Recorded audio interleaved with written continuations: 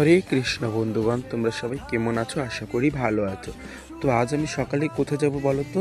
হ্যাঁ বলছি ঘুরতে যাব। তো দেখো কতটাই কুয়াশা পড়েছে না সকাল সকালে। আর আমরা কিন্তু অনেকে যাব, যেখানে যাব ঘুরতে যাবার। আর কোথায় ঘুরতে যাচ্ছি একটু গেস করো তো তোমরা সবাই। আর দেখো কতগুলো কুকুরকে দেখে আমরা কিন্তু রওনা দিয়ে দিয়েছি। আর এই যে এই ভাই যাবে না, আর এই যে এই দিদি সবাই মিলে আমরা রওনা দিয়ে দিয়েছি। আর এই যে কাকি বাড়ি কিন্তু কালকে কীর্তন ছিল, তারপর আমরা কিন্তু রোববারের দিন যাচ্ছি। আর আমরা কিন্তু অন্য টোটোতে উঠে পড়েছি, আবার ওই টোটোতে হচ্ছিল না। আর দেখো কতটাই কুয়াশা পড়েছে, কিন্তু আমরা কিন্তু এখন আমার হাই রোডে যাচ্ছি আর কি। তারপর কিন্তু বাসে উঠবো। আর এই যে আমরা কিন্তু কতটাই ঠান্ডা পড়েছে, যেহেতু চাদর ও মাদুর নিয়ে একবারই ঢেকে গিয়েছি, তারপর যাচ্ছি। আর তোমাদের দিকে ঠান্ডা কেমন পড়েছে অবশ্যই আমাকে কমেন্ট করে জানাবেন। আর দেখো আমরা কিন্তু বাসের এখানে এসে চলেছি। আর এই যে সবাই তো দেখতে পাচ্ছেন, আমি কিন্তু সবাই এখন যাওয়ার পালা।